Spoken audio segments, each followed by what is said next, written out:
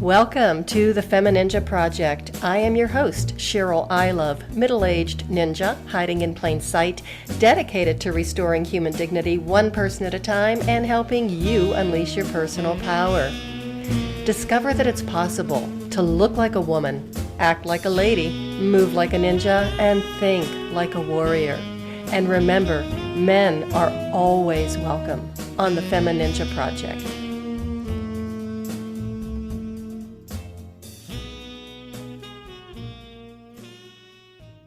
Hello and welcome to another episode of the FemiNinja Project, and thank you so much for tuning in. I really appreciate it.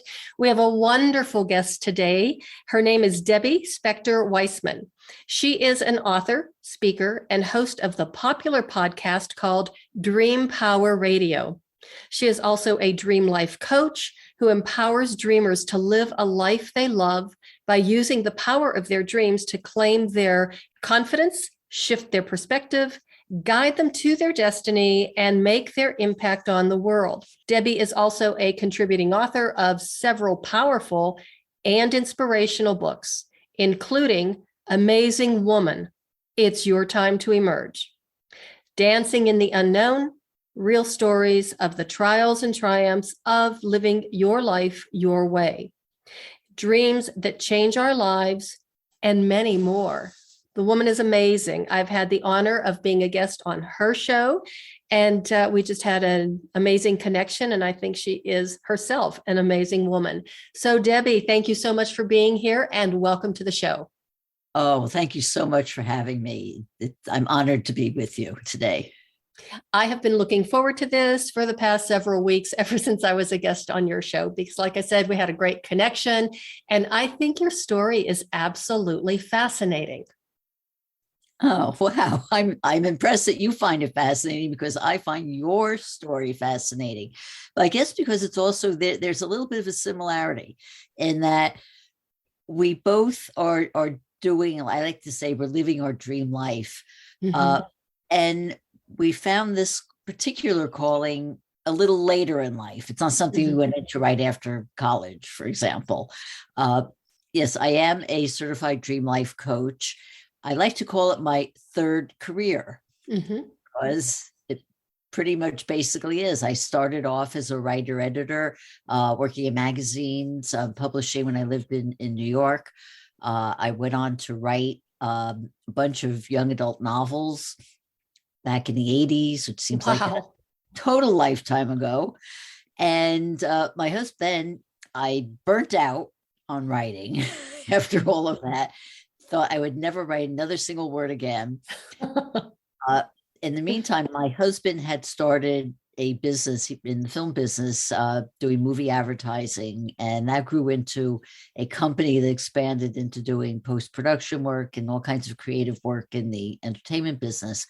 So I came on and worked in the business as the office manager, basically, managing our staff and the payroll and all of the mundane kind of office things, because I felt creatively burnt out at that point. And it suited me well at that time in my life. I was a young mother. I was able to work at home, didn't have to go into the office all the time, so I could work around the kids' activities. And for a number of years, it worked totally fine. The nature of the business itself then changed, and we ended up having some really crazy clients, and it got me to thinking, is this really what I want to do? At the same time that happened, and you wonder about law of attraction or whatever, we were hired to do the post-production work on a movie called What the Bleep Do We Know? Now, I don't know if your audience knows about it, but in short, this was a groundbreaking movie that came out in the early 2000s that pretty much said, you have the ability to control your life. You can control your life. You don't have to let life control you. Well, I said we were hired to do the mechanical work, the post-production, which is the work you do after the movie's shot, putting together, supervising, making sure all that stuff comes together. And the content of that was like it was Greek to me. I'd never heard of anything like this. I was at that point the ultimate fatalist. Things were the way they were. Things were just going to go the way they were. And that was all I could do. So when I saw I could control what I do, that was news. So it started me on a journey. It wasn't like a light bulb went off and all of a sudden, boom, I am what I am. It was a journey. It took a while, and I went through many myriad paths and trainings and, zigzagging my way around. And I found myself through another movie being introduced to a dream worker. And I didn't know at the time, because in the movie, you don't know what she does. The movie was about a spiritual journey. And but she doesn't reveal what she does. And it's more about her. It wasn't just her, it was her and a bunch of other group. You don't know what the people did in their real life. It was just the movie itself. But I got to meet her afterwards, and she invited me to take part in a dream circle she was putting together. And a dream circle, for those who don't know, is a group of people who literally sit in a circle and will discuss dreams. One person will start, and the people in the circle can talk about their feelings about the dream. And by doing this, the dreamer gets to understand better what that dream means to her. And at the same point, because you're in a circle and the belief is that one person's dream is everyone's dream, the people in the circle also get the benefit of the dream. And I love this. This was, again, a new thing for me, and I ate it up. I had, along the years, remembered dreams, but I didn't consider myself a dreamer in terms of always remembering my dreams or even understanding them or knowing what I was supposed to do with them. So I got on the path of, at the beginning, just learning how to understand my dreams. A little while after this, my mentor, my dear friend now was my mentor, Kelly Sullivan Walden, had her own dream study in the end to become a certified dream life coach. I started the program, not so much because I thought I was going to be a coach, but because I wanted to learn more about dreams. I learned more about how to remember my dreams and what I could do with them and everything else that was involved in the study. What happened, I'd say maybe midway, it was a year-long program. And I'd say midway through the year, I had what I like to call the dream that changed my life.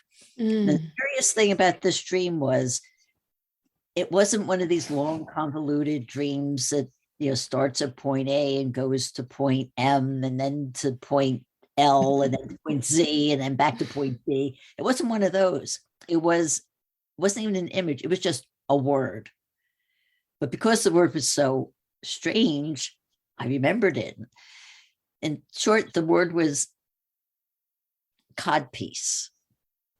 Now, I don't know if you know what a codpiece. I didn't. I do. It's like one of these words that you think you know what it means, but then, so anyway, first thing I did is I go and look it up. And codpiece is a garment that when in the Middle Ages wore to protect their genitals. It was usually made out of leather. Sometimes it was made out of, some kind of metal, but it was a protective device. And the only other use I found in looking it up was that in the 80s, heavy metal rockers would wear cod pieces as part of their costume. Like if you look at old pictures of Ozzy Osbourne, you'll see, he's wearing this big thing in front of him. Right. And that was on the outside of their clothing. But yes, in the Middle Ages, they had it close to their, they wore it close to their skin, let's just say. Yes. So it just begged the question, why am I having a dream about codpiece? What does this mean to me? And I, pondered on that. And I thought, well, what could this possibly mean? And I went through everything, so after I looked up the definition, I was like, well, that doesn't resonate. I love history, but I'm not particularly into Middle Ages history. I I wasn't a big fan of heavy metal music. So those things, it didn't have anything to do with that. So it's more like, okay, what is it? I finally came to this realization, which was I had always been very, very quiet and very, very shy. I didn't speak until people spoke to me. I didn't voice my opinions unless they were asked of me. And even then, I probably couched it a bit. I really kept to myself in a very big way. And I thought, I don't really want to live like this for the rest of my life. This is one of the reasons I was going through this whole discovery journey. And what the cod piece said to me was, well, what is it? It's a piece that is holding dear, holding close, something precious. Well, what was I doing? I was putting a cod piece, or this wall, or whatever you want to call it, between me and the rest of the world. And if I wanted to be more self-expressive and let people know who I was, I had to break through the cod piece.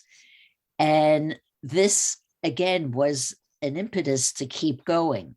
I said, if I can get this out of a dream, I really need to be able to help other people understand their dreams, because this was such an amazing revelation to me that I figured other people are having dreams that they're just leaving on their pillow because they're weird. I mean, if I hadn't been interested in dreams, I probably would have not remembered this dream at all. But what a gift that I did. And so, it continued me on the journey to understand dreams. I finished this training, became certified as a dream life coach, and went on from there. In fact, the other thing that dreaming did was it reawakened my interest in writing. And I wrote an essay about this dream and what it meant to me that was first published in the book Chicken Soup for the Soul, Dreams and Inspirations, Dreams and Premonitions. I'm sorry, Dreams and Premonitions. And it got me back into writing. And like you said, you mentioned some of the things I've written. I've been published in 9 places since I started dreaming again. Mm-hmm. And now, when was it that you started dreaming again? How long ago was this? This was about, I'd say, 9 years ago. So now. At this point, your children were grown. Yes. So you had more time for yourself. You're still helping you and your husband still have your business, but you're able to devote enough time for yourself and for this dream and this vision for you to follow and this path to follow. Absolutely. One of the things that also happened with our business is that we started working at home. We moved our business to our home. So I had that ability. I didn't have to travel to an office and divide my time, or feel like if I'm working in an office, I can't work on dream work. So I've been able to divide my time like that since then.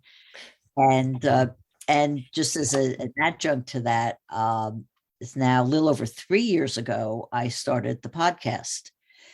And this was also, I would say, a dream come true in a sense, in that long, long ago, back in the dark ages when I was a college student, I was actually into broadcasting and was on a track to, spend my my career in radio. But I didn't do that because I had low self-confidence and I just didn't believe that I could do it. And somehow I had the confidence in my writing. So I went into writing, but I didn't have that confidence. And I always wanted to do it. And having the podcast now gives me that ability to have my own program where I decide what I want to do, which is wonderful. So I have a question for you. If way back then, if you could have had a little glimpse into the future, and saw yourself doing what you're doing now, what would you have said? What would your reaction have been? Well, depending on what stage we're talking about, I would have said you're crazy. This has been, Uh-huh. in fact, if 10 years ago you said I would be doing this and I'd be talking to you now, I think that was pretty crazy. And it also for me, it was so important. And one of the important things that I really want to, make clear is that it's never too late. Mm-hmm. I could have said, oh, my kids are grown, I'm an empty nester, I'm nearing retirement age, why should I spend the time and the effort to do something entirely new with my life? But that's the point. It's if you don't have a life filled with purpose, you're not really living. And this is how I found my purpose. And I'm wondering, when you were going through this and starting the training and pursuing this path, did anybody tell you you were crazy or that you were too old to start something new? No. And I think because I was in that community where people believe you can do what you want to do. So it was very encouraging.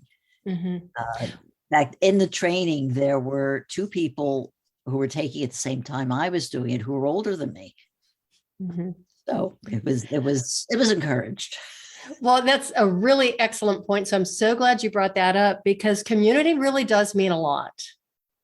And to be careful what groups that you hang out with and what communities that you get involved in, and to have something like that that's so supportive and encouraging, and everybody's following the same type of dream, if you don't mind me using that word. But what I loved about what you said earlier was the dream circle, and the fact that everybody was sitting around and sharing their dreams, and there was no judgment. And not only that, that everyone who heard the dream was benefiting from it as well. And that's one of the things I always say about doing a podcast, is that it gives so many people a chance to share their stories on our platforms. And I think that that's so important, to not only be able to provide a platform where people can share their stories, but for other people to listen to their stories. And I do believe that the more we share our personal stories, our triumphs, our trials, I really believe this world would be a better place. Oh, absolutely. And it is so important because, so many people will say, like, if you're watching TV, for example, and you see somebody on TV who's done something like grand, and most people's reaction is going to be, well, I can't do that. I could never do that. But when they stop, if they could stop and realize it, that person is just a person just like you. The one thing that they are doing, which is different, is that they are committed to following their passion. And maybe the question to ask is, well, what is your passion? What is it that you want to do? So many people end up, I like to call them asleep. They're doing either what their parents told them to do, or what their spouse tells them to do, or what their community tells them to do, whatever it is. And they don't really stop and think, is this really what I want to do? And some people, out of necessity, they have jobs that they're in because, they need to make a living and they're doing it. But you can find your purpose outside of your work. Work, let's say if work takes, 40 hours a week, the average work week, if you're doing radical work, there's 168 hours in a week. So what are you doing with the rest of that time? Even if you figure your let's say if you're 40 hours of sleep and 40 hours of work, that's 80 hours, you still have all that time. And when you look at it that way, you can find purpose outside of work. You don't have to say, oh, well, I'm not trained to do anything else. It doesn't have to do that. It could just be a hobby that you have, but really make it your own and put the love into it that you can. And it elevates it, and it elevates you at the same time. Because when you get that satisfaction, that inner satisfaction, it makes you feel better. It makes people around you feel better. It helps boost your self-confidence, and it's just a win-win all the way around. I think the word that you used that really kind of, stuck out in my mind was passion. And I think that there's a lot of people who don't even realize what their passion is, because we get so caught up with, like you said, the job, the grind, the daily, routine, that we forget even to dream. And I had my own personal experience with this, and this was years ago. And I was going through a really rough patch in my life. And I had somebody ask me, well, who shares your dreams? Who do you share your dreams with? And I realized in that moment that I had none. I had no dreams. I had no passion. What was going on in my life had just wrung everything out of me, including almost the will to live. And I was just going through the motions just to get through each day. So do you come across clients like that or people like that? And how do you work with them? How do you help them? Absolutely. I mean, I think that's, people generally don't come to somebody like me if they're having great dreams or if they're dreaming regularly. It's people who feel kind of stuck and not sure of where they're going or what they want to do. And maybe they haven't even remembered their dreams. So there are many things that I do, to get them on the path. First is to help them remember their dreams. And I like to say that remembering dreams is like the practice of remembering dreams is no different from, getting in shape or exercising your dream muscle. And if you go to a gym to work out, you don't just do one sit up and say, oh, I'm fit, I'm in shape. It takes time, it takes practice. And the same thing for me, the same thing holds true for dreaming. If you're not one of those people who just naturally remembers their dreams, because there's certainly people who do that also. But if you don't, you can learn how to remember your dreams. And once you do that, and you ask the question, why remember your dreams? What's the point of remembering your dreams? Well, I like to say the best way I could say this is to quote a wonderful dream worker who unfortunately left us a couple of years ago, Jeremy Taylor, who's one of the great leaders of, I'd like to call, late 20th century modern dream working. And he said, all dreams reflect inborn creativity and the ability to face and solve life's problems. And I have found this to be so true, because what happens is, and getting into a little wonkiness here for a second, if you go for it. Yeah. We love that here. Well, right now, talking to you, I'm using, my prefrontal cortex, part of the brain. That's the part, the waking part, the part that where all our logic and reasoning is, and the part that we use during the day. One of the parts of the brain we use during the day. Well, at night, that part of our brain literally goes to sleep. And the part of our brain that wakes up is sort of the back of our brain. And some people call it the subconscious. There's some scientific terms for it also, but that's the part where it's just you. There's no judgment. There's nothing. You don't have any of the negative thoughts that you think of during the day. If you're thinking about it right now, you have thoughts going through your head all the time. And for most people, most of them are negative. Well, none of that happens when you're asleep. Your subconscious is the part that's awake, as is your visual cortex. So when you pay attention to your dreams, you will have images, and maybe you have events going on in the dream, because everybody's dream is going to be different. But those images and events are going to give you great insights into what's going on in your life, in your body at that particular time. Unfortunately, the symbols that we have in our dreams aren't in English, they're in symbols. And so they take some effort to really understand them, which is why people will come to somebody like me who can help them understand their dream. It's a symbol that seems crazy, like codpiece. Yeah, that's pretty crazy. And there have been a lot of them. So I help you understand, how what that dream is telling you about where your life is right now. Mm-hmm. But I also do a lot of guided meditations with people I work with to really help them get to a state where if they don't know what their passion is, they will get into such a relaxed state where they may discover what it is, or I'd say rediscover. Because the one thing that I've come to realize is that all of the goodness in us, the passion, the drive, the confidence, all those things are things we're born with. But life happens and life chips away at us and buries that stuff under, all these self-limiting beliefs of, I'm not good enough, I'm not worthy, I'm unlovable, whatever it is, whatever negative thing that gets piled on us from life. And one of my jobs is to help peel back those beliefs. So you get back to that person you were, and it may be the person you were at 10, maybe the person you were at 5, maybe the person you were at 1 month old, whatever it is. But I get you back to that person who remembers, this is who I really am.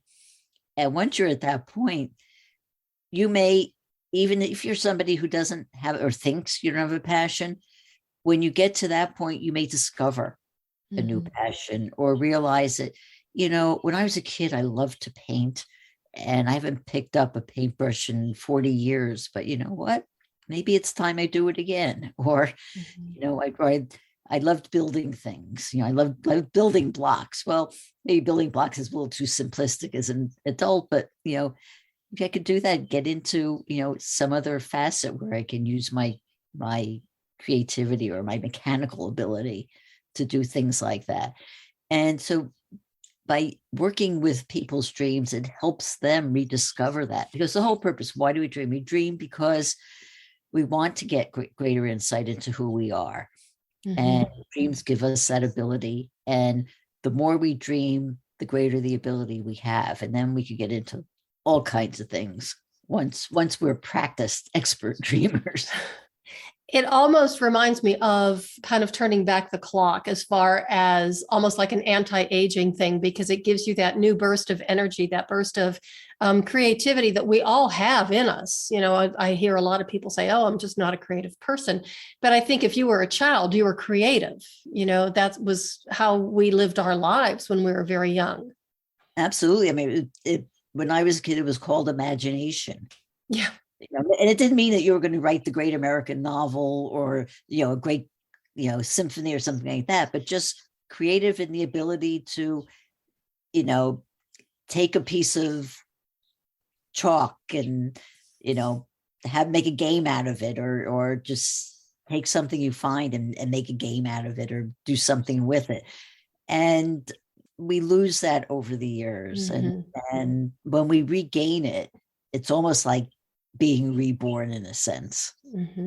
I, love driving around my neighborhood, and I see we have a couple of young families in our neighborhood, and I see this all the time, and it just makes me, smile. It just lights me up when you see a little toddler walking, with their parents and just walking around and stopping in the middle of the sidewalk and being absolutely mesmerized by something on the ground in front of them. And they'll squat down and they'll just get really close. And it could be a bug, it could be a rock, it could be a piece of dirt, it could be anything. And that one little thing is just capturing their imagination and their attention. It's like, I remember those days, like deep in, it's deep in the vault, but it's like, I remember when things like that were amazing. And I had the opportunity several years ago, both my parents were sick at the same time.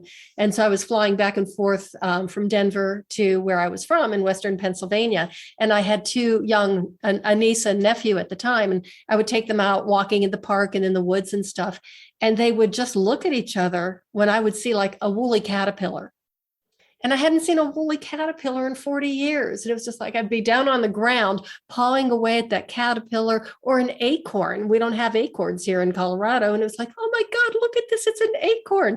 And they would just roll their eyes and look at each other and kind of shake their heads. And I says, you have no idea how much magic is in this acorn. It's a nut. I know that, but it's more than that. It's going to be a tree. Right. Well, I had that exact experience 2 weeks ago. My grandkids were visiting us, and I live in the country in upstate New York. And my daughter and I decided to take them to a little farm. So first they got to feed the goats. And that was just like, oh, wow, I can give them That's pretty exciting. Yeah. Yeah, that's really exciting. And then we went for a walk on the path. And you mentioned a woolly caterpillar. My grandson found one and he picked it up and he was playing with it. And what is this? Look, put it to sister, you pet it, pet it, and they were having so much fun. And it's that childlike wonder that is really what we need to rediscover in ourselves. And when you're talking about like looking at the rock, it reminded me the first book I wrote after I studied dream work that I said inspired me to write was a book called 101 Dream Dates, How to Say I Love You to the Most Important Person in Your Life, You. And this book was inspired by one of the homework assignments we were given each week, in this course. And one of them was to go on a dream date. And a dream date very simply is something that you do for yourself, by yourself, that's something you wouldn't ordinarily do. For example, if you took a yoga class, if you've never taken a yoga class, that could be a dream date. If you do it all the time, it's not a dream date. So it's something that you would not normally do, or something, you try for the first time. And it could be something very small or something elaborate. Anyway, I came up with 101 of these. And one of them was, I said, go in your backyard and just get down and look at all the things that are there, the rocks, the little insects, and just focus on them. Spend time like looking, like, where do they go? What are they doing? And, and it's amazing how you feel after doing something like that. You would think, oh, come on, what can that do? It's a waste of time. It's not a waste of time. If you're doing it with purpose and with the intention of, I want to see what I can get out of it, you come away saying, hey, I just saw something that I hadn't seen before, or, this was pretty cool, or, this wasn't so bad. Whatever it is.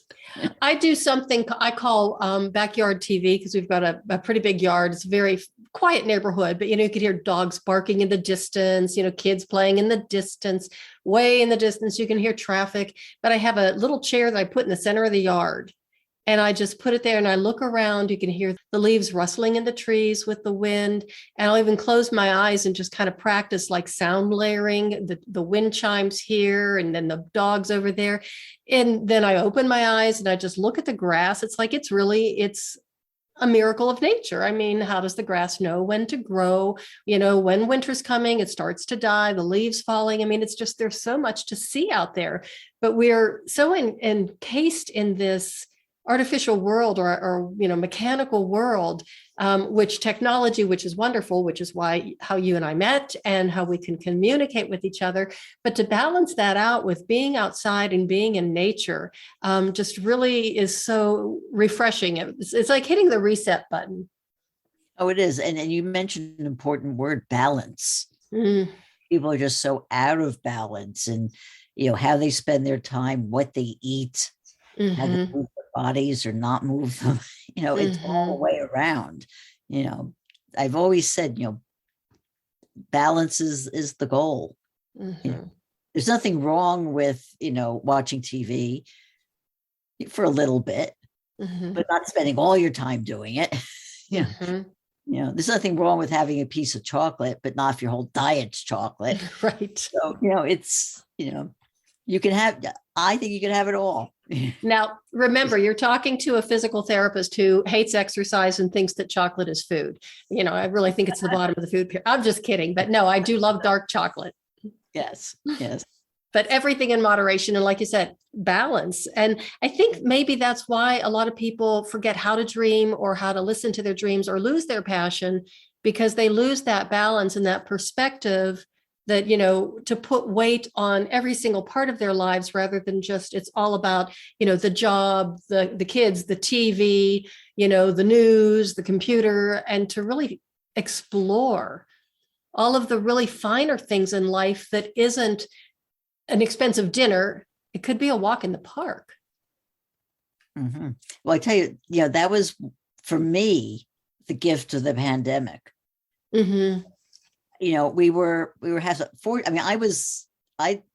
I learned during the pandemic was really to practice gratitude because, I was stuck at home, but my home is, I have a beautiful, beautiful view. It was one of the reasons why we bought this land in the first place many, many years ago.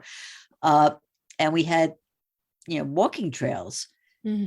So, when everybody else was kind of stuck, we were able to go outside and walk and, breathe nice, clean, fresh air. And it made me realize, gee, I am so lucky.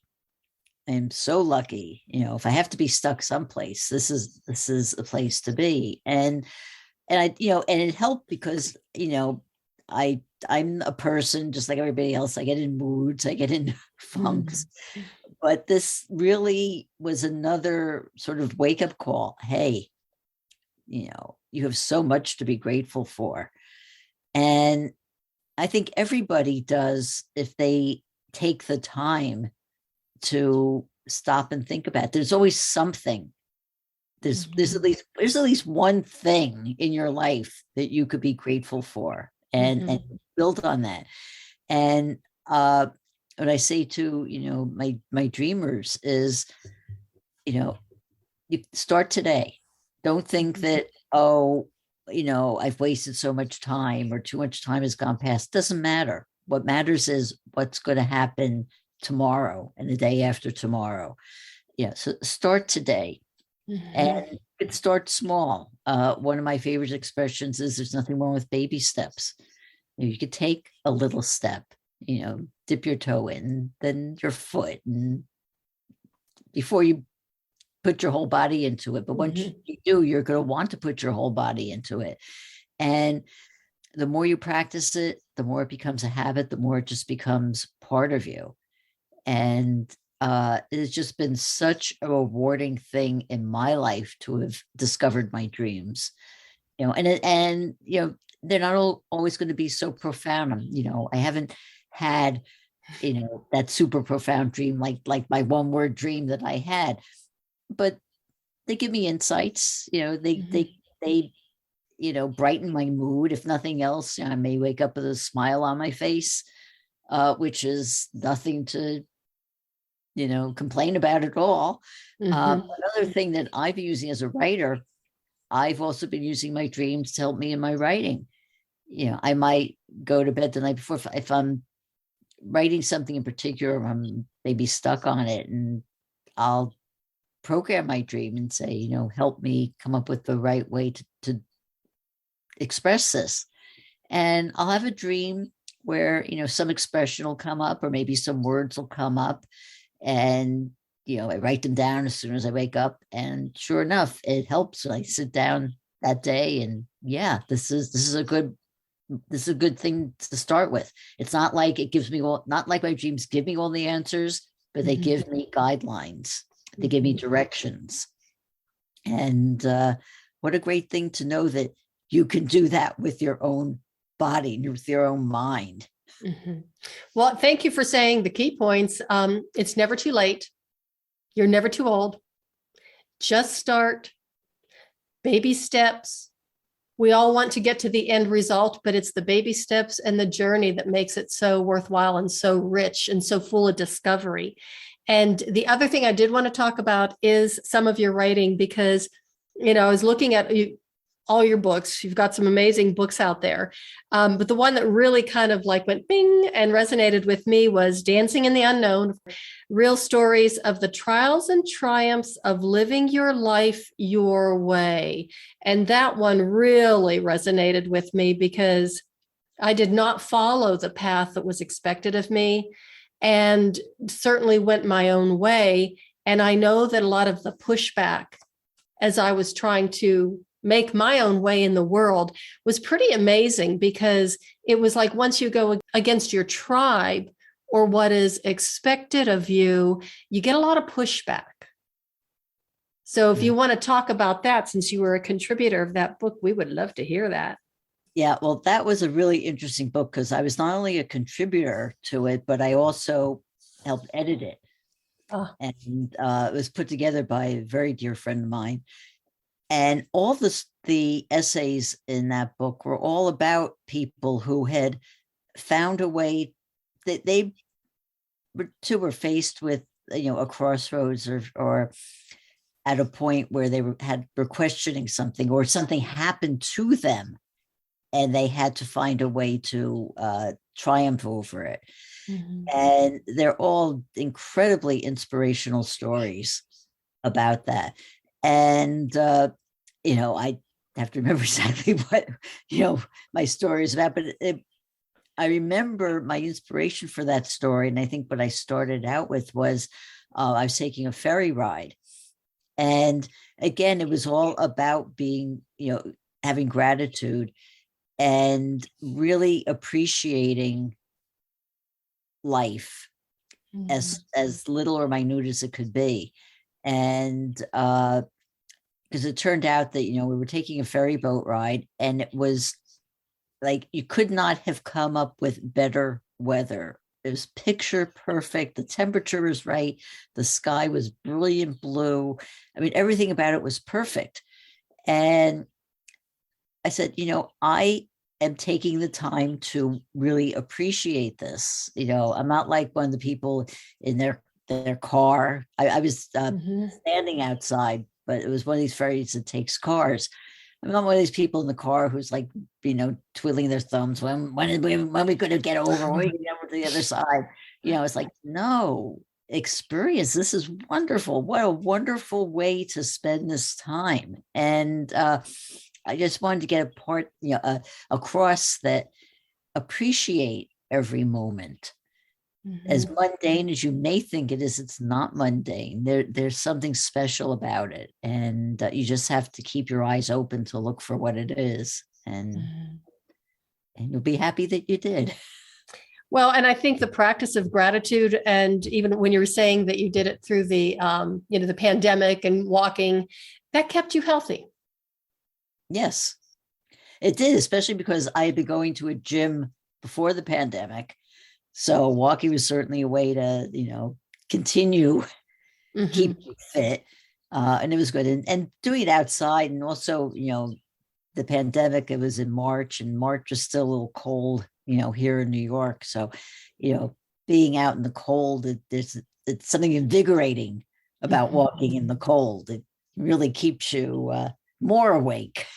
Well, yes, it does. And I do remember skiing in upstate New York a long time ago when I was in college with my dad and one of my younger sisters. And we went up there for like a long ski weekend. And yes, it was cold. And this is someone from Western Pennsylvania. And, it was always really cold in the Alleghenies, where we were skiing. But the day that we got up there, I thought, I don't think I'm going to be able to make it through the day. It was pretty cold, but it was invigorating, and we had a wonderful time. Yes. But and I take every day as it comes. Today happens to be an absolutely gorgeous day. Mm-hmm. So I'm running with that too. And yeah. So there's one other book title. I just had to ask about this one because it cracked me up, but I just didn't want to spill all the beans right away. So I wanted to save it for the end. And that was my favorite one. And the cover is hilarious. And the title of the book, I believe, is It Came Out of My Vagina. Now what? Now what? Okay. Yes. So talk about that. Well, I have to admit that there was a little bit of wine involved. I'll bet there was. I was sitting outside my friend Betsy Chassey's porch one evening, and we just got to be talking about stuff. And, she's a filmmaker and author, all kinds of like crazy stuff. And we just got to be talking about our kids. And somehow, and we said, yeah, we want to write a book about this. And, I said, yeah, we can call it. It came out of my vagina. Now what? And, she says, you know what? We're going to do this. And Betsy is a real go-getter, much more of a go-getter than I am even. And she got us a publishing deal. And we co-wrote the book. And then toward the end, we decided, well, we're going to open it up, and had a couple of other contributors come in as well. But it's a funny title, but the idea is the theme of it is conscious parenting.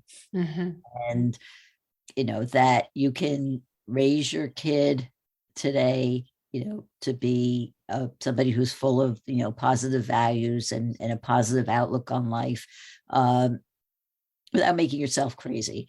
And my contribution, to some degree, because I did want to keep it a bit on the light. We did want to keep it a bit on the light side. Was I said, my advice is simple: just do everything I didn't do.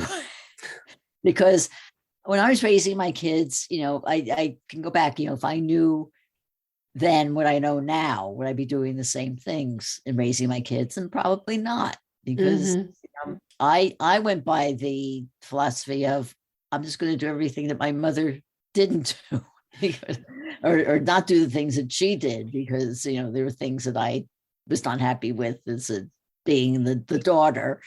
I said, well, I'm going to do it differently. And some of the things I did, I think, were, positive. I mean, I allowed my kids that creative space, let them be kids, and, not program them. They, to allow them to be who they were. And like I said in the book, they've grown up to be pretty good adults. They haven't been arrested or committed crimes or killed anybody. So, I chalked that one up. Oh, got that. But no, it's a funny book, but it does have a lot of good advice for young parents who, are looking and say, well, what do I do now? Yes, what do I do now? What can I do with my kid? Oh, geez. Well, Debbie, it is just so amazing talking to you. I just love, this is a great story. This is just wonderful information. So how can people get a hold of you? Where can they find you? Okay, well, my website is thedreamcoach.net. And the net is important. When I was looking for names, the .com for that was like $3,000. I said, I'm not doing that one. God. So it's thedreamcoach.net. And there's all kinds of information on there about dreaming. I have a blog. There's a whole bunch of blog posts about dreaming and life and finding your purpose. I also have two things on the website that I want to make your listeners aware of. One is that I offer a complimentary dream discovery session. So if you want to know more about, why are dreams important, or maybe if you want help with a dream, there's a little place you can click and, schedule an appointment with me for that. And that's totally free.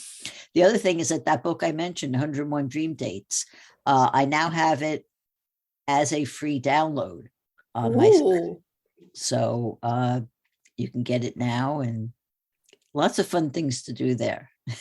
I love that idea. I never would have thought of that. And I don't know if I could ever come up with 101 things. And I think maybe, right away, especially being a woman, the mind goes to, get a massage, get your nails done. And it's like, no, because that's something you've done before. That's not anything unique or it's not a new venture.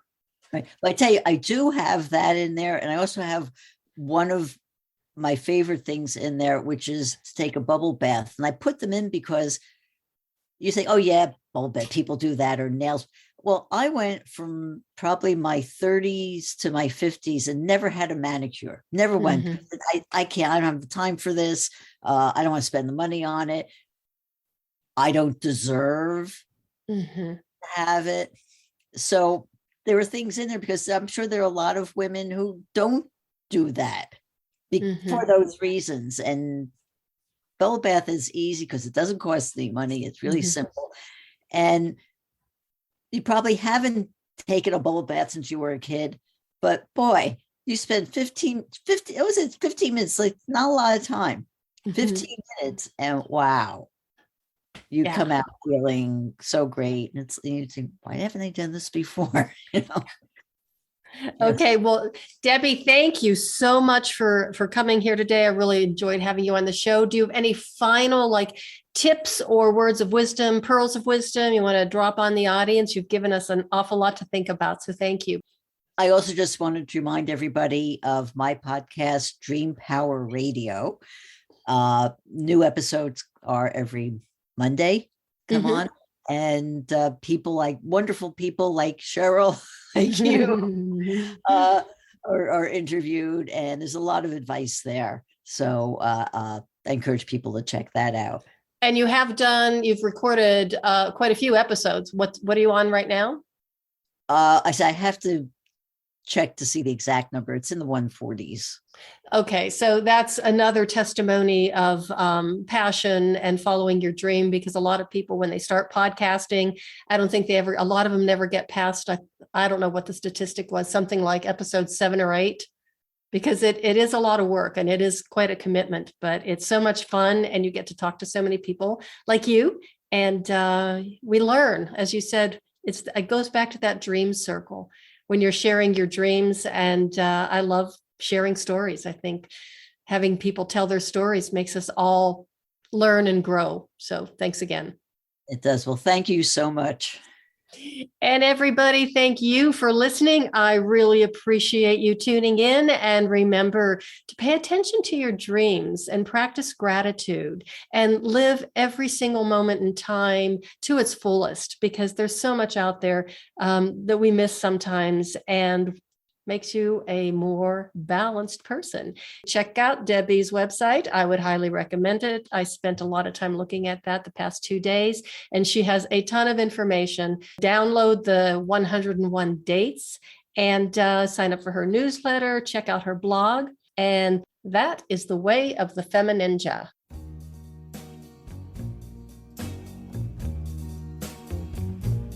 And that's a wrap on another episode of the FemiNinja Project. Thank you so much for listening. And remember, be safe, be strong, and until next time, bye now.